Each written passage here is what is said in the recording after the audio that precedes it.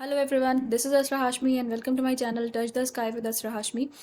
आज का जो सेशन है वो इंटेलिजेंस थ्योरीज़ का ही सेशन रहेगा। पिछले वीडियो में मैंने 3 इंटेलिजेंस थ्योरीज डिस्कस की थी, जो कि थी यूनिफैक्टर थ्योरी और चार्ल्स पियरमैन टू फैक्टर थ्योरी और स्टर्नबर्ग्स ट्रायर्किक थ्योरी। ये 3 थ्योरीज मैंने उस दिन डिस्कस की थी, उस वीडियो में डिस्कस की थी।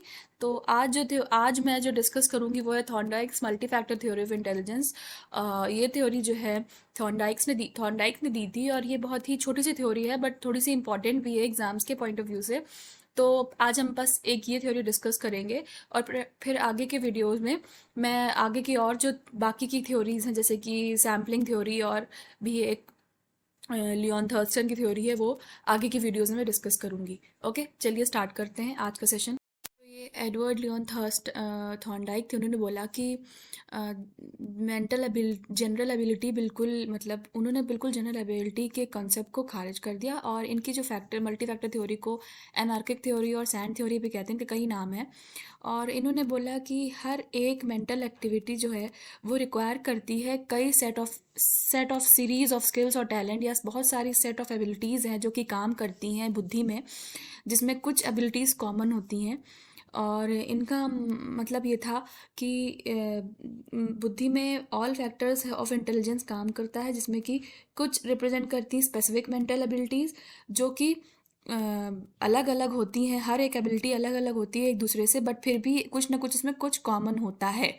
जैसे कि एक एग्जांपल उन्होंने वॉल का दिया कि पूरी वॉल एक कॉमन है, बट उसमें जो ब्रिक्स लगे हुए हैं वो अलग अलग हैं, यूनिक हैं, और उन्हीं ब्रिक्स से ही पूरी एक कॉमन वॉल बनी है। उसी तरह से इन्होंने बोला कि एक कॉमन एबिलिटी होगी, और उसी में कुछ कुछ अलग अलग different set of series of talents या स्पेसिफिक एबिलिटीज़ शामिल होंगी।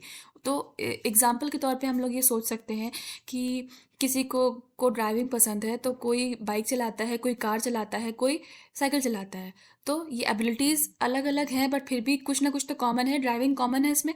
तो इस तरह से इन्होंने एग्जाम्पल वॉल का दिया। तो इनका मकसद था कहने का ये कि हर एक एक्टिविटी जो है वो एक दूसरे से जुड़ी होती है, यूनिक है, उसके साथ साथ एक दूसरे से जुड़ी भी है। तो आगे चलते हैं हम लोग इनके आगे। जो इन्होंने कुछ 4 टाइप्स ऑफ इंटेलिजेंस बताई हैं थॉर्नडाइक ने, जो कि कुछ यूँ हैं: social intelligence, concrete intelligence and abstract intelligence. तो सोशल इंटेलिजेंस, आप नाम से ही पता चल रहा है, सोशल मतलब कि सामाजिक बुद्धि। कॉन्क्रीट इंटेलिजेंस मतलब कि इसको हम लोग मैकेनिकल इंटेलिजेंस भी कह सकते हैं। और एब्स्ट्रैक्ट इंटेलिजेंस, एब्स्ट्रैक्ट मतलब हम लोग ने हमेशा नाउन के टर्म में पढ़ा है। एब्स्ट्रैक्ट नाउन मतलब जो चीज़ हम लोग छू नहीं सकते बट फील कर सकते हैं खाली, जैसे कि इमोशन हो गए, या ट्रस्ट हो गया, ये सब चीज़ें एब्स्ट्रैक्ट हैं। तो मतलब एब्स्ट्रैक्ट इंटेलिजेंस जो दिखने रही अमूर्त है। ओके, तो टाइप्स ऑफ इंटेलिजेंस में सबसे पहले सोशल इंटेलिजेंस। सोशल इंटेलिजेंस नाम से ही पता चल रहा है कि सोशल है होगा, जो भी बुद्धि सोशली एक्टिव होगा। Ability to communicate with people, understand and perform in social relations, जैसे कि पॉलिटिशियंस होते हैं या जो भी लोग जो कि सोशल रिलेशंस अच्छे रखते हैं, लोगों से मिलते जुलते हैं, घुलते मिलते हैं, तो उन लोगों के अंदर जो इंटेलिजेंस पाई जाएगी वो सोशल इंटेलिजेंस होगी। और ये इंटेलिजेंस काफ़ी हद तक बहुत ही इम्पॉर्टेंट भी है। अगर मतलब शांत स्वभाव का इंसान है तो उसके अंदर सोशल इंटेलिजेंस हो सकता है और थोड़ी कम हो। सेकेंड टाइप की जो अब इंटेलिजेंस है वो है कॉन्क्रीट इंटेलिजेंस, मैकेनिकल इंटेलिजेंस भी कहते हैं। और मैकेनिकल इंटेलिजेंस इसलिए कही जाती है क्योंकि इसमें बॉडली मूवमेंट्स के अकॉर्डिंग ही व्यक्ति काम करता है। Ability to effectively control your body and manipulate objects. इसमें एग्जाम्पल्स ले लेते हैं इंजीनियर्स, मैकेनिक्स या आर्किटेक्ट्स। ये सब जो जितने भी लोग हैं ये सब कॉन्क्रीट इंटेलिजेंट होते हैं, मतलब कि इनके अंदर बॉडली मूवमेंट्स को कंट्रोल करने की क्षमता रहती है और ऑब्जेक्ट्स को मैनिपुलेट करने की क्षमता रहती है। एक एग्जांपल और ले सकते हैं, जैसे कि वो पजल सॉल्विंग बॉक्स हो गया, सुडोकू, या फिर वो रूबिक्स क्यूब हो गया। उसमें भी अपने हाथों से कैसे लोग जल्दी जल्दी करके बना लेते हैं रूबिक्स क्यूब को, तो वो सब भी एक तरह के कॉन्क्रीट इंटेलिजेंस का ही पार्ट हो गया। अब थर्ड टाइप की इंटेलिजेंस है वो एब्स्ट्रैक्ट इंटेलिजेंस। एब्स्ट्रैक्ट इंटेलिजेंस अमूर्त चिंतन जिसे कहा जाता है, जिसमें कि वर्बल एंड सिंबॉलिक थिंकिंग जिसमें होता है, जैसे कि to respond with words, numbers and symbols. इसमें कई तरह के मतलब एकेडमिक सब्जेक्ट्स में लोग जो माहिर होते हैं उनको भी अब्स्ट्रैक्ट इंटेलिजेंस में रखा जाता है। और एग्जांपल्स के तौर पे हम लोग लिख सकते हैं, जैसे कि गुड टीचर्स हो गए, या डॉक्टर्स हो गए, फिलोसफर्स हो गए, ये लोग, ये सब जितने भी लोग हैं, लॉयर्स हो गए, तो ये सारी चीज़ें, ये सारे लोग जो होते हैं वो सब एब्स्ट्रैक्ट इंटेलिजेंस में ही इनकी इंटेलिजेंस की गिनती की जाएगी, क्योंकि इन लोगों के अंदर एबिलिटी है कि वर्बल थिंकिंग की, सिंबॉलिक थिंकिंग, सिंबल्स को भी देख के मतलब अपनी इंटेलिजेंस को क्रिएट कर सकते हैं, या फिर रिस्पॉन्ड कर सकते हैं नंबर से, वर्ड से, लेटर्स से। तो ये सारी बातें आती हैं एब्स्ट्रैक्ट इंटेलिजेंस में। अब बात कर लेते हैं एट्रीब्यूट्स जो दिए थे थॉर्नडाइक्स ने, अपने 4 attributes of intelligence given by Thorndike. तो जो 4 एट्रीब्यूट्स हैं वो इस प्रकार हैं। पहला आता है लेवल, फिर दूसरा आता है रेंज, तीसरा आता है एरिया, एंड फोर्थ आता है स्पीड।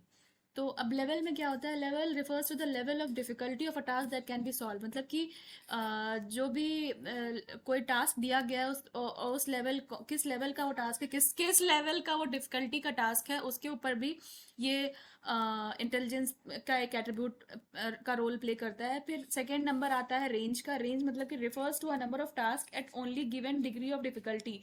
मतलब कि उस लेवल ऑफ डिफिकल्टी पे कितने नंबर ऑफ टास्क दिए गए हैं, तो वो रेंज हो जाती है। फिर आता है area. Area means the total number of situations at each level to which the individual is able to respond. मतलब कि हर एक हर एक लेवल पे वो इंडिविजुअल कैसे उस टास्क को के बारे में रेस्पॉन्ड कर रहा है, उसे एरिया कहा जाएगा। एंड फोर्थ आता है speed. Speed is the rapidity with which we can respond to the items. मतलब कि किस रैपिडिटी से, किस स्पीड से उस टास्क को पे या उस आइटम पे रेस्पॉन्ड करा जा रहा है, उसके अंदर आ जाती है स्पीड। और ये जितने भी ये 4 एट्रीब्यूट्स हैं, इसको हम लोग LRAS से भी याद कर सकते हैं, लेवल, रेंज, एरिया, स्पीड। तो ये था पूरा थॉर्नडाइक का मल्टी फैक्टर थ्योरी।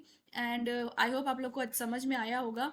एंड अभी कल जो एग्ज़ाम हुआ है 23 जनवरी को, उसमें मैंने जो भी टॉपिक्स डिस्कस किए थे, वैसे तो मैंने ज़्यादा टॉपिक्स डिस्कस नहीं किए अभी अपने चैनल पे, बट जो भी टॉपिक्स डिस्कस किए थे वो उसमें से 2-3 क्वेश्चन तो आए थे। आप लोग ने भी देखे होंगे, जिन्होंने भी एग्ज़ाम दिया होगा उन लोगों ने देखा होगा कि मैकडोगल से भी 3-4 क्वेश्चन आ गए थे। इंस्टिंक्ट से 2 क्वेश्चन पेपर 1 में आए, और पेपर 2 में भी 2 क्वेश्चन आए इंस्टिंक्ट से, और मैकडोगल की थ्योरी से के ही ऊपर एक क्वेश्चन आ गया कि कितनी इंस्टिंक्ट्स उन्होंने दिए थे। 14 इंस्टिंक्ट्स दिए थे, मैंने आपको बताया था। और एक चार्ल्स पेयरमैन का क्वेश्चन आ गया था कि चार्ल्स पेयरमैन ने कौन सी थ्योरी दी थी। एंड थर्ड क्वेश्चन भी ऐसे ही एक था, वो मुझे अभी याद नहीं आ रहा है। तो आई होप कि थोड़ा बहुत हेल्प मिली होगी मेरे वीडियोस से। और thank you so much, thanks for watching and have a nice day.